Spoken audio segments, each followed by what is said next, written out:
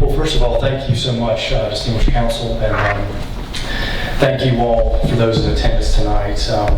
I know everyone in this room is always looking for ways in which to better meet the community need, and certainly the facility at LewisGale is very much similarly devoted to how we can better meet community need. And so I really appreciate the opportunity and the privilege to speak here tonight. We wanted to share with you some exciting updates that some of which have already started and some of which will be starting very soon. So first of all, we did have a new general surgeon join the LewisGale family. This was back in June. His name is Dr. Barnes. And I'll just tell a quick story on Dr. Barnes. That's I think is pretty. It just speaks for itself, really. He does come from another rural market, so he's no stranger to the demands facing a physician in the rural market. But his first day, literally day one, we were taking him out to meet some of the other providers and physicians in the community. And first doctor, he goes to visit, says, "Hey, I'm glad you're here. I got a patient actually in my clinic right now, and got something just a little bit different going on with a skin rash. Would you mind taking a look?" And certainly, Dr. Barnes said, "Of course, I'd be happy to." Goes back and takes a look, goes and talks to the provider and said, "I'd recommend you run a biopsy. I've maybe seen this once, twice in my career. But this looks like a rare form of breast cancer, and in the form of a skin rash." And sure enough, the biopsy comes back, and that's exactly what it was, breast cancer. So about a week or so later, he's able to successfully perform and remove the mass. So just beyond just the general surgical capabilities of a particular general surgeon provider, he's got some oncology experience and expertise as well. So we're excited for him to join the family and the community here.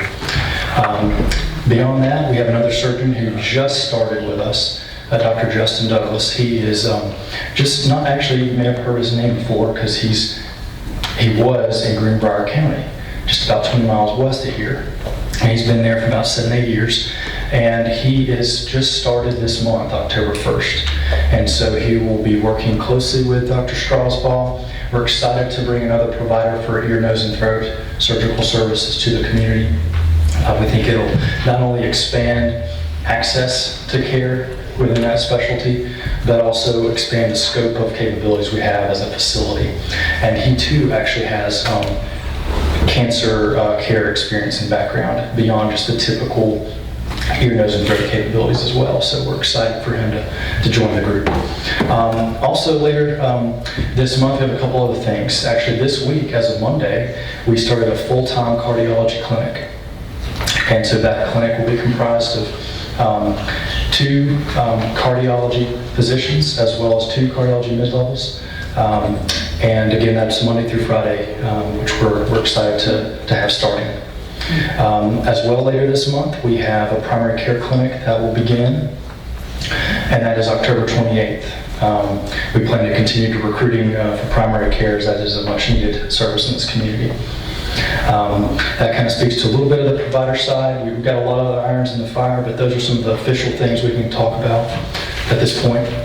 On the bricks and mortar side of the side of things, we are also currently renovating the 4th floor of our facility, which primarily houses our med-surg, medical surgical patients. We expect that to finish up in November. So newly renovated floor in November. And then we have a new clinic site that we're working on. We're looking at a lot of different things in terms of having some expanded access to care in terms of not just the scope of services, but also locations. And so our first touch point is going to be in Covington with a clinic that's scheduled to open in January 1. And so we expect that to house primary care, ENT, amongst some other specialties down the road. Yes, ma'am.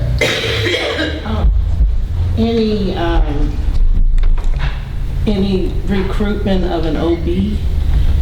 So we are looking at additional OB. We have, we currently do have 2 OB-GYN providers that are operating clinic in the market roughly 15 days out of the month.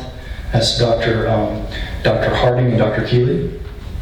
But we are looking at additional opportunities to bring up others as well. Very good. Thank you. Thank you. Okay, that's all the updates unless, yes ma'am. I have a question. So the physicians that are coming to our hospital, what are the reasons that they are telling you that they are not living in our community? Well, and what can we do about it? Well, so Dr. Barnes is the general surgeon I spoke to first. He is living in the community. And Dr. Douglas, as I mentioned, he is currently living in West Virginia. He's from West Virginia. His wife is also a physician. They have 2 daughters, and they've been living in West Virginia their whole life.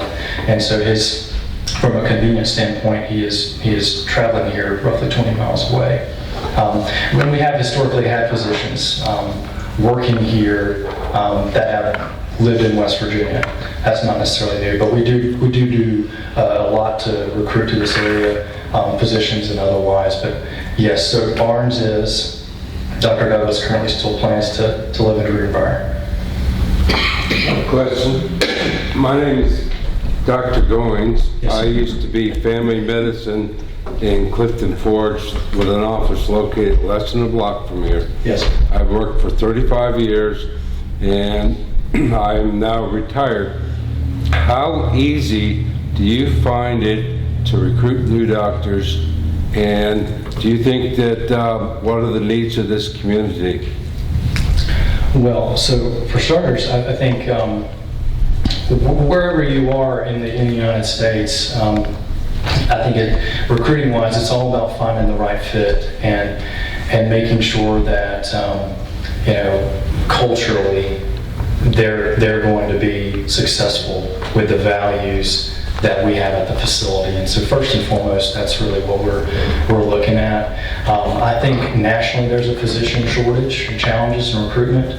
I've worked in a number of markets within my career, and I've just recently, before here was in a urban population in Dallas, Texas, and the challenges recruiting there were different, but I would say still challenges. So I think it's about finding the right fit, finding a physician, like for example, Dr. Barnes, who has good breadth of experience from a rural market, understands the needs of a physician working in a rural market and having to wear multiple hats.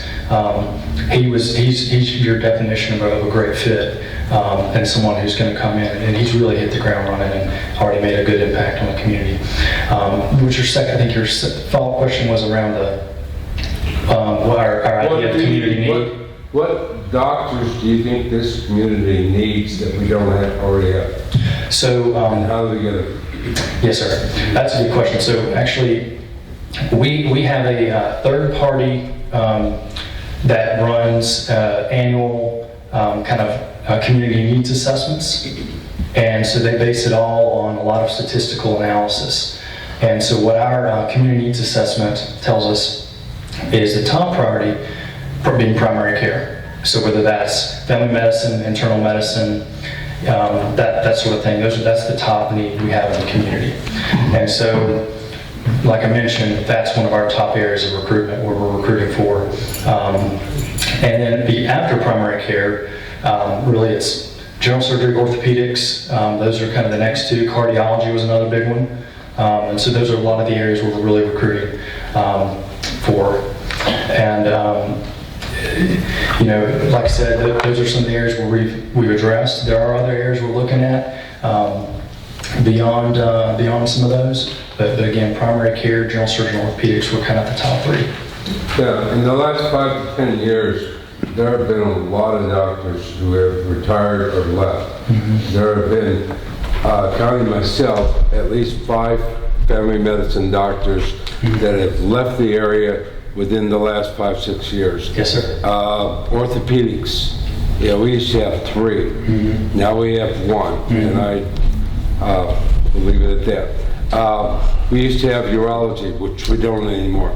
OB-GYN, Pam mentioned that. I think you were probably referring to GYN, which is just female medicine. Yeah. I doubt very much if you get OB and obstetrician to come to this market and to start delivering babies to this hospital again. It's probably 15 years ago, the last time a baby was born here. So I don't see that happening, but they have 2 gynecologists,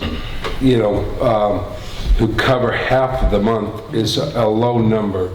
I think that you need at least 1 more general surgeon to replace the one that just recently left. I know Todd Fridley very well. Right. And, we need 1 besides Dr. Barnes. Absolutely, yeah. As I mentioned, there are other irons in the fire. So general surgery is one we're recruiting for, as is orthopedics. Yeah, I think that this recruitment probably should have been done 5-10 years ago. Yeah, well, there have been recruitments 5-10 years ago as well. How committed is LewisGale Alleghany? How committed are they to building this hospital back up, to increasing the census of people that use this hospital? There's rumors that you hear all the time, and I've heard them in this room before, about people who say there's nobody up at the hospital, there's nobody to go to, the waiting list is too long, and so they don't even try anymore. And we're trying to grow the community, and you gotta be able to have babies born to grow the community. I think the OB should be right up there in the top priority, but I'm not a recruiter.